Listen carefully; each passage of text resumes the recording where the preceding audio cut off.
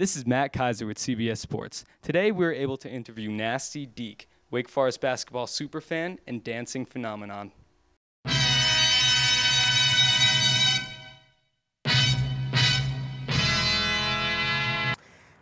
Naz T Deac is a fun-loving, overweight dancing machine who tries to get people really pumped up at any Wake Forest event.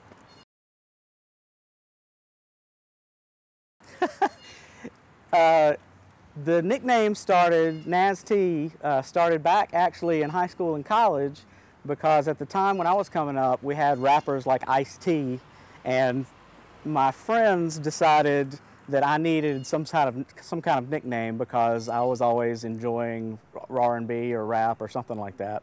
So one of my buddies came up with Naz T, and they just started calling me that, and that's kind of stuck after that. So it's actually a really old nickname that I kind of revived when I started dancing at the games. Yeah, as a student, I was always into everything. I mean, any kind of athletics, I was always into. I was there when we started the Screaming Demons, and I was one of the first members of the Screaming Demons, in which we've continued the whole thing all the way through to current day. So we're really happy that that's still going strong.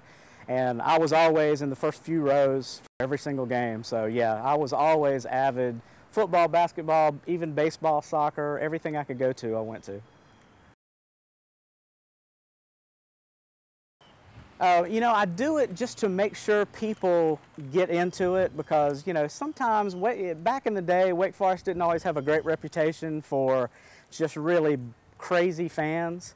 And, you know, I kind of do it to make sure everybody else gets into the game, you know. So as long as people are enjoying it, I'm going to continue to do it. And I think they just enjoy seeing somebody get up there and just, they don't care what what other people think about them. They just want to have a fun time at the game, support the team, and just go crazy, which is, you know, what college sports is all about. So I'm all about helping that.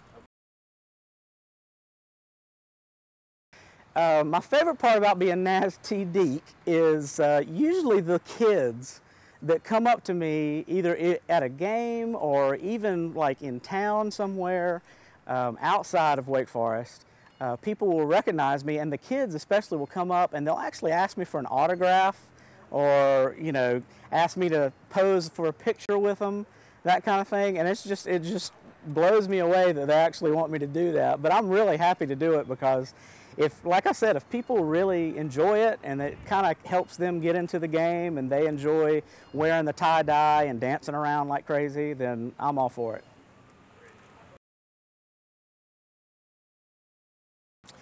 You know, the difference between Naz T and me as a person really isn't too much, actually, because you know, I'm all about Wake Forest. I love Wake Forest. I think we've got the best university anywhere. Being at Wake Forest is like a family atmosphere. People know each other, people recognize each other, they talk to each other, and you really feel like you're part of a family. And I'm all about that as a person, and Naz T is all about that because he wants to promote anything Wake Forest and really get into the game, and, you know, just make sure people understand that it's okay to cheer, it's okay to be crazy, you know, that's what it is. And that's kind of my personality too. So there really aren't too many differences between the two. They're actually kind of similar. Yeah, a couple of good stories about things that have happened to me as Naz T. Skip Prosser, when he was the coach here, he really started a resurgence in the fan experience and people really getting into the games. And that's really when I started doing the dancing thing at the games. And Skip was very appreciative of everything that anyone did to help out the program. And he would come to me and thank me continuously for doing what I did at basketball games. And I was always very appreciative of that. He came to me one time, Skip Prosser came to me one time and said, "Listen, I just want you to know I really appreciate the sacrifice you're making for the program, because I know doing what you're doing, you're never going to get a date." It's not true, Skip. Another really good story was the great thing about being, doing what I do is getting to know a lot of the players and the coaches. So I know Chris Paul pretty well and talk to him from time to time. And he told me a funny story one time about when I was doing my thing during a timeout, and it was during a heated part of the game. And Chris was over on the bench, and he kind of glanced over to see what I was doing in terms, what dance moves I was pulling out. And the coaches jumped on him and said, "You pay attention to what we're doing in here, not to what's going on out there." So he said he got called down for watching me dance at a game one time, which I was, pretty happy about. Yeah. So I like to tell everybody that.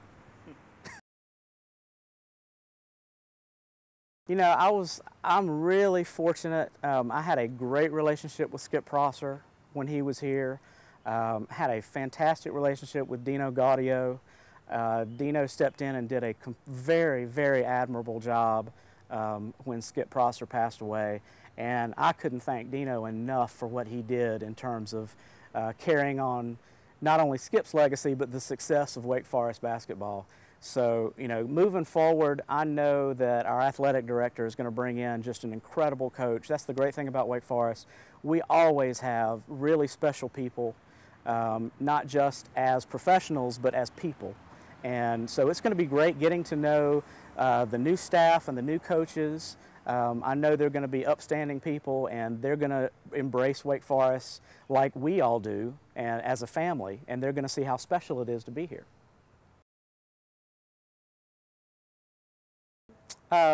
From time to time, I'll bring in maybe a little special guest to come dance with me. And it's kind of a surprise to the crowd, and everybody loves it because it's usually somebody that they recognize from the past.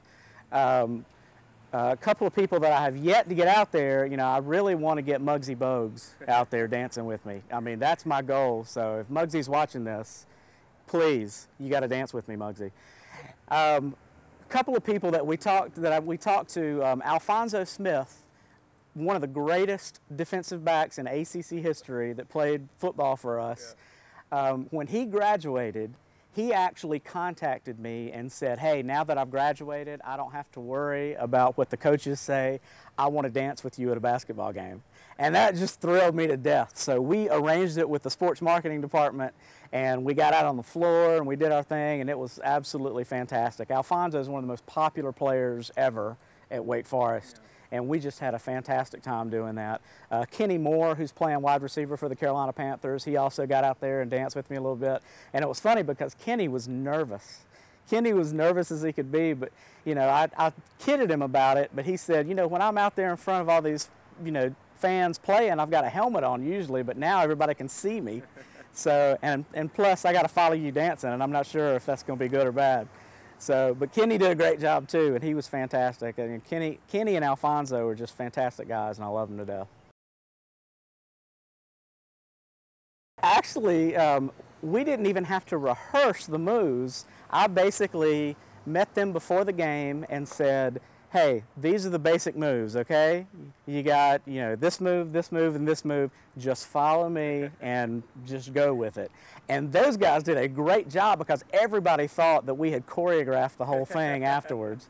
Everybody thought we had practiced for hours and hours, but we didn't do anything except talk a little bit before the game. So, that give them all the credit for that because they were good dancers.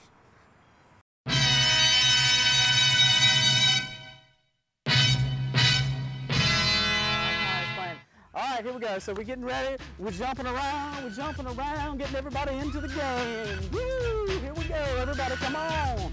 And then we do a little snake. We're doing a snake. We come around. And then we ride the pony. We're riding the pony.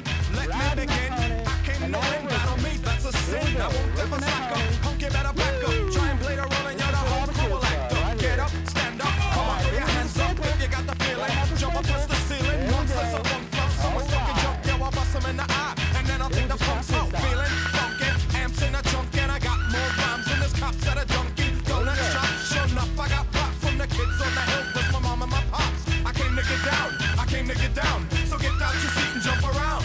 Jump around. Jump around. Jump around. Jump up and get down. Jump, jump, jump. Everybody jump, jump.